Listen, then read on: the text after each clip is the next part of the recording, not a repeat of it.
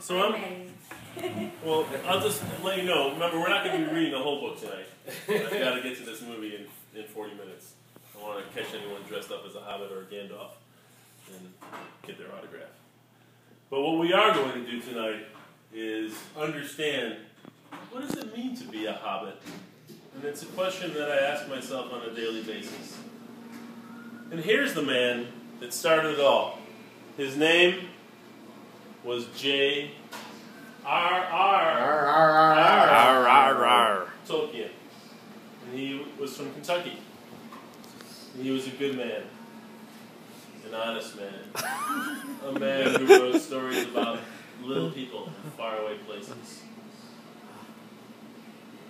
And as I was preparing for this reading, I was also reading a book about community called Abundant Community. And I thought to myself, there's parallels between these two books, between The Hobbit and this book of Abundant Community.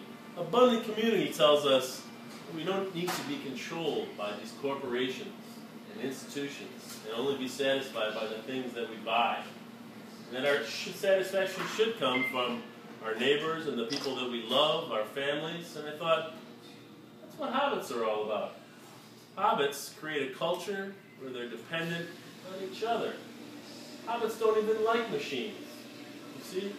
Hobbits are what we, humans, could strive to be. And so it is. Page 1. And what is a hobbit? Tell us. Hobbits are little people. Little. Smaller than dwarves. They love peace and quiet and good-tilled earth. They dislike machines, but they are handy with tools. Parentheses. That's an important distinction. Close parentheses. They are nimble, but they don't like to hurry. They have sharp ears and eyes. They are inclined to be fat. Parentheses, and that's okay. Close parentheses. They wear bright colors, but seldom wear shoes. They like to laugh and to eat 6 meals a day, and to drink 17 drinks a day. They like parties, and they like to give and receive presents. Parentheses, sounds pretty nice, doesn't it? Close parentheses. They inhabit a land they call the Shire, a place between the River Brandy, Wine, and the Far Downs. The Hobbit is a story of these delightful creatures, a story complete in itself, yet full of portent.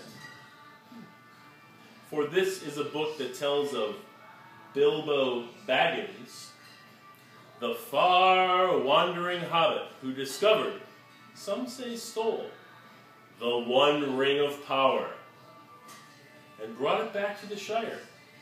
And so this is the absolutely necessary beginning to the great story of the War of the Rings, which J.R.R.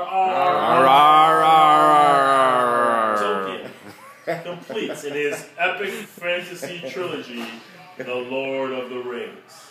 And that's our friend, J.R.R. We're going to smoke a pipe in his honor later tonight, before. So now let me read from you one of my favorite excerpts. It happens to be the first few pages of the book. The Hobbit, Chapter 1. An unexpected party. Take a sip of whiskey from my mother country.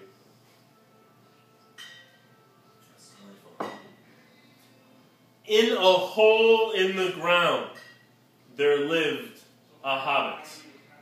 Not a nasty, dirty, wet hole filled with the ends of worms and an oozy smell, nor yet a dry, bare, sandy hole with nothing in it to sit down on or to eat. It was a hobbit hole. And that means comfort. It had a perfectly round door, like a porthole, painted. Come join us, we're reading The Hobbit tonight. Painted green with a shiny brass knob in the exact middle. The door opened onto a tube-shaped hall, like a tunnel. A very comfortable tunnel without smoke, with paneled walls and floors, tiled and carpeted, provided with polished chairs, and lots of pegs for hats and coats, for the Hobbit was very, very fond of visitors. The tunnel wound on and on and on, going fairly but not quite straight into the side of the hill. The hill, as all the people for many miles round called it, and many little round doors opened out of it, first on one side and then on another. For no going upstairs for the Hobbit. Bedrooms, bathrooms, cellars, pantries, lots of these. Wardrobes, he had whole rooms devoted to clothes. Like this guy. Kitchens, dining rooms, all were on the same floor, and indeed on the same passage. The best rooms were all on the left-hand side, going in. I don't know what that means.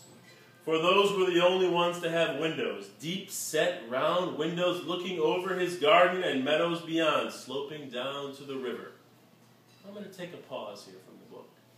I want you to imagine this scene, because it is quite beautiful, I think. Living in a hole in the ground, just made of comfort, lots of hooks for visitors to come over. The Hobbits are just very engaging, lovely people. I think all of us could say here, we'd love to have a Hobbit for a neighbor. And what I find interesting here is that the hill that they refer to is also the name of the neighborhood that Ryan and I live in. Edgewater Hill. Really? And one of the reasons that Ryan and I wanted to see this movie and do this talk here, our last one was in Glasgow, of course, here in Edgewater Hill, is because we want our neighborhood to be like the Shire. Can we maybe turn some of our neighbors into hobbits? And I think it's possible through events like this one, where we all drink the same whiskey. Whiskey? Cheers. What's that? Cheers. Cheers. Cheers to you, my friends. Alcohol. And to you. And so on to you. And to you and to you. Oh, I already tested you. All right. I'm going to read a little bit more. I'm on page 1. There's a lot of pages to go. But what I want you to remember is that you can have this own adventure in your own home. He doesn't have to be with me. I'm just here to introduce you to the wonderful world of J.R.R.